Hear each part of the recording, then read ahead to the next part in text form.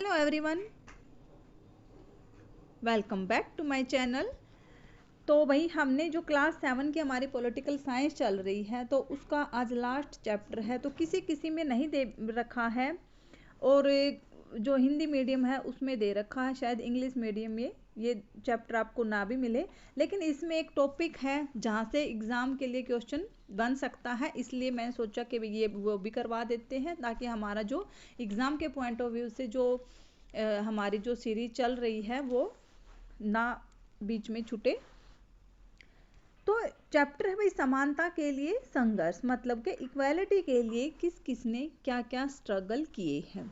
तो हमने देखा भाई कांताबाई के बारे में हमने इस बुक में पढ़ा है, और जो अंसारी दंपत्ति है उसके बारे में, जो घर देखते घूम रहे थे और उनको किराए पे नहीं मिल रहा था। ठीक है, कांताबाई जो काम वाली थी, मैलानी थी जो सौपना थी। ठीक है, तो इनके बारे में हमने पढ़ा है कि भाई कैसे समाज में लोगों को असमान समझा जाता था, उनके साथ असमानता का व्यवहार किया गया है।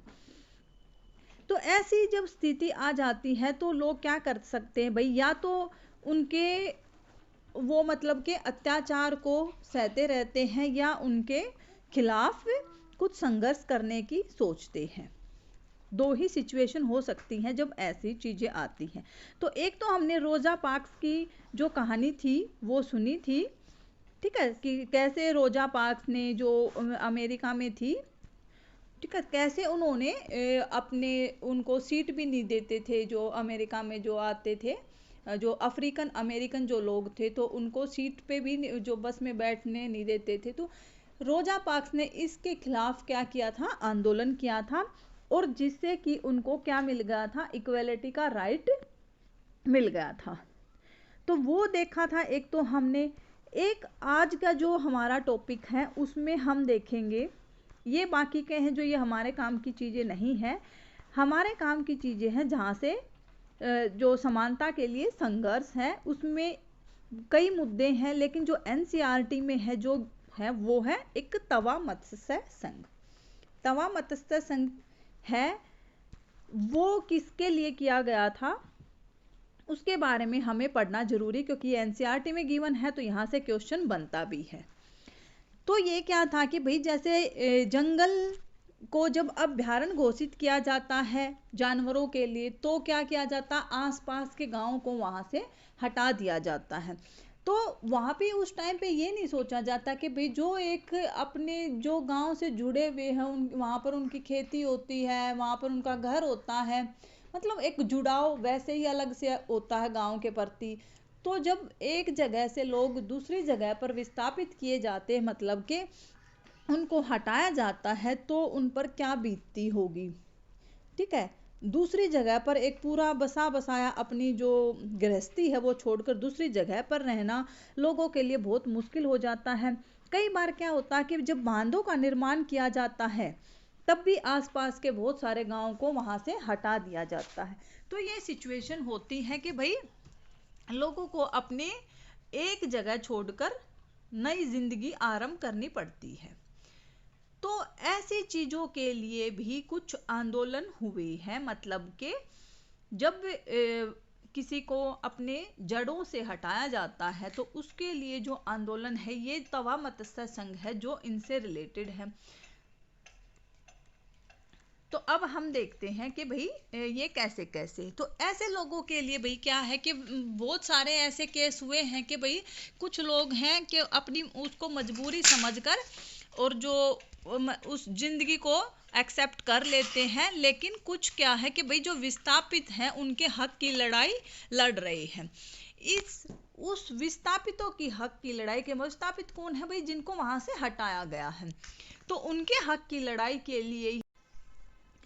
तो जो तवा मत्स्य संघ है वो क्या है कि भाई मछुआरों की सहकारी समिति, ये याद रखना है। अब यहाँ से मछुआरों की सहकारी समिति मतलब कि कोऑपरेटिव सोसाइटी का एक संघ है जो सतपुड़ा के जंगलों से विस्थापित लोगों के अधिकारों के लिए लड़ रहा है। मतलब कि सतपुड़ा के जंगलों को जब अभ्यारण्य घोषित किया है तो या जंगलों को बचाने के लिए वहां से लोगों को विस्थापित किया जा रहा था पहले। तो फिर क्या है कि छिंदवाड़ा जिले की महादेव पहाड़ियों से निकलने वाली तवा नदी है।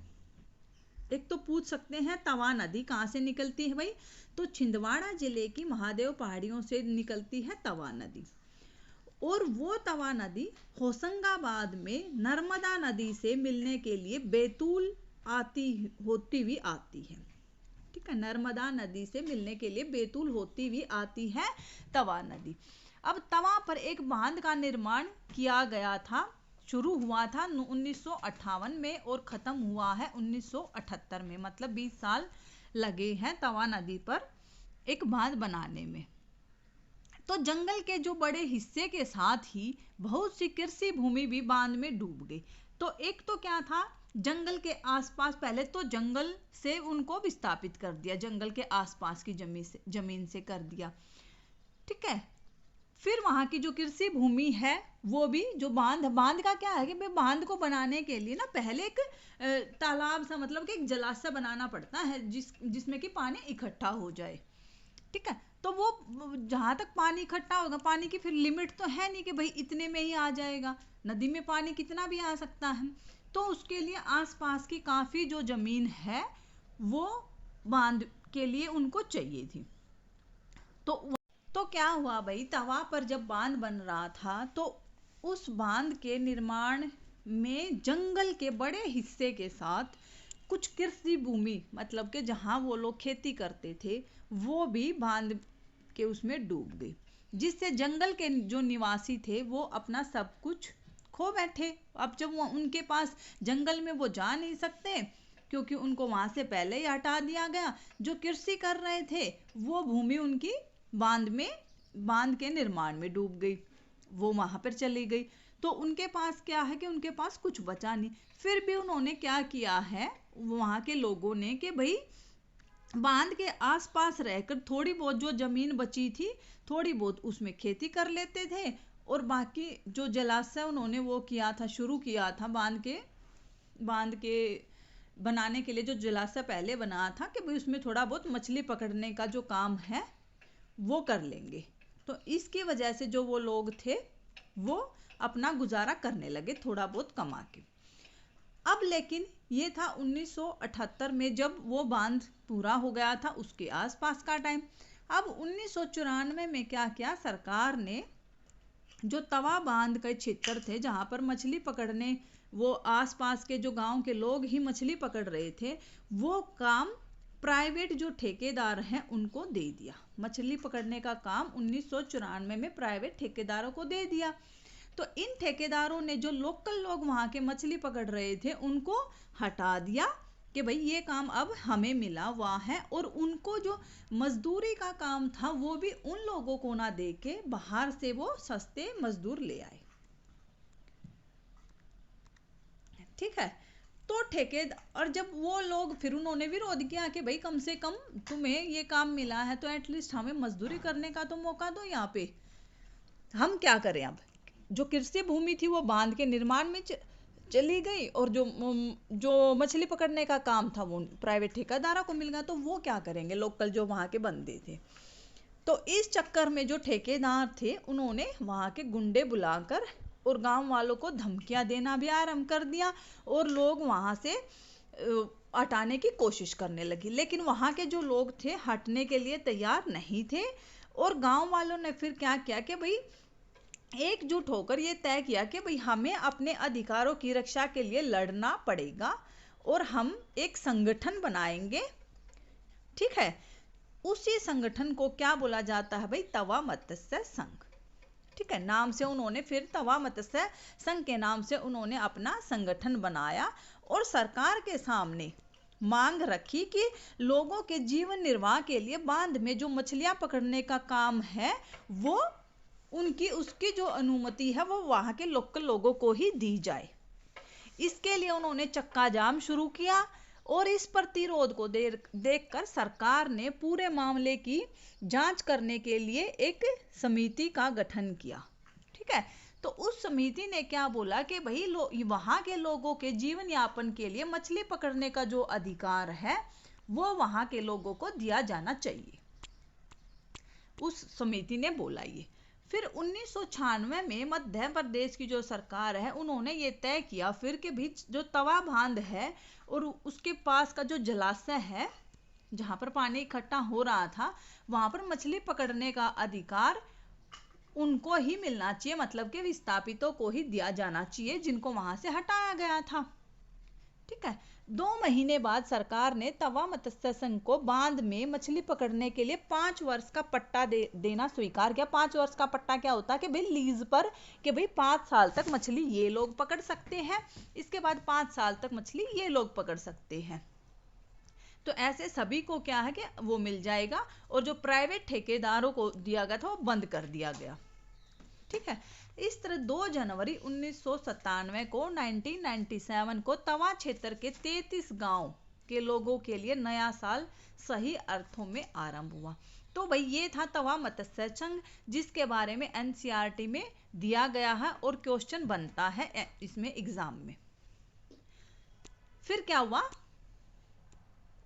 तवा मत्स्य संघ के साथ जुड़कर मछुआरों ने लगातार अपनी आय में इजाफा किया। वो कैसे किया कि भाई पहले जब वो मछली पकड़ते भी थे तो उनको अच्छा उसका जो प्राइस था बेचने पर वो नहीं मिलता था। फिर उन्होंने क्या किया कि भाई एक कोऑपरेटिव अपनी जो समिति, सहकारी समिति बना ली, और मछलियों के में जो कीमत थी वो भी समिति के थ्रू ही होती थी। ठीक है, वो तय करते थे और उनसे अच्छी खासी उनको उसकी जो कीमत थी, प्राइस, वो मिल जाता था मछली का।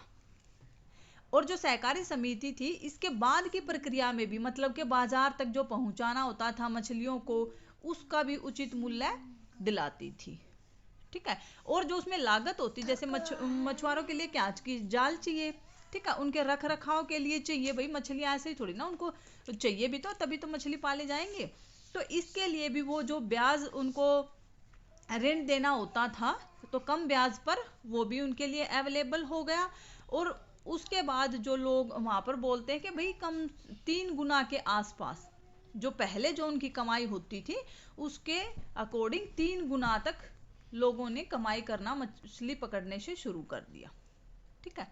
तो काफी ये जो तवा मत्स्य संघ है, ये यहाँ से एग्जाम में वो बनता है, भाई थोड़ा ध्यान देना इस पे।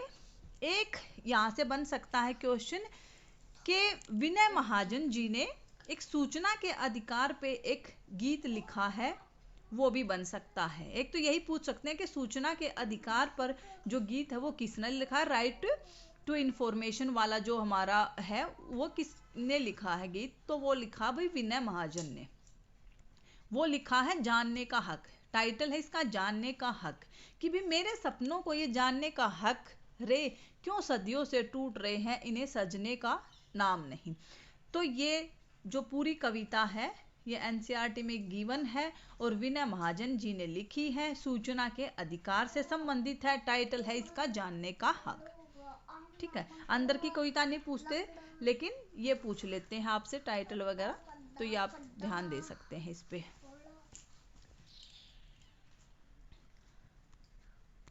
फिर है कि भारत का संविधान एक जीता हुआ दस्तावेज। इसमें क्या है कि इसमें ज्यादा कुछ नहीं है भाई, इसमें सिर्फ इतना है कि जो समानता के लिए जो संघर्ष किए जा रहे हैं वो किस बेस पे किए जा रहे हैं, वो किए जा रहे हैं कि भाई ये चीजें हमारे संविधान में लिखी हुई है।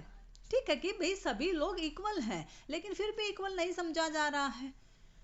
ठीक है, फिर भी हम ये देखते हैं कि भाई हर कोई एक दूसरे को क्या है कि भाई अपने से कम समझता है, चाहे कोई धर्म हो या सामाजिक बेस पे हो या आर्थिक बेस पे हो।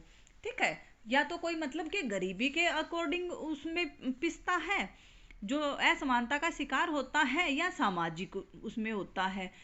तो ये चीजें क्या है कि भाई हमारा जो संविधान है एक जीता दस्तावेज है। इसका मतलब ये है कि भाई इसमें ये नहीं है कि हमारे संविधान में अभी चीज फिक्स हो गई, उसमें अमेंडमेंट नहीं होते।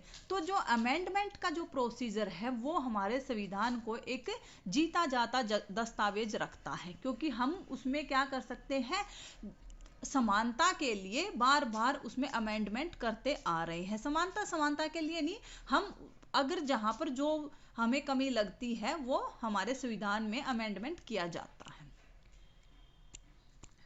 तो ये था भाई आज का हमारा मेन टॉपिक। बाकी इसमें और कुछ नहीं है, इसमें सिर्फ इतना ही था कि भाई जो हमने चैप्टर पीछे के पढ़े थे उनमें कैसे कैसे हमने असमानता देखी है, और जो तवा मत्स्य संघ है उसने कैसे अपनी विस्थापितों के लिए लड़ाई लड़ी है। तो ऐसे बहुत सारे हैं वैसे तो, लेकिन जो एनसीईआरटी में गिवन है हमें मेन अभी वो देखना है। इसके बाद हम एनसीईआरटी जब पूरी हो जाएगी तब हम और इसके बारे में देखेंगे। तो मिलते हैं एक नई वीडियो में, तब तक के लिए चैनल को सब्सक्राइब करो, वीडियो को लाइक करो और इसको वीडियो को शेयर करो भाई।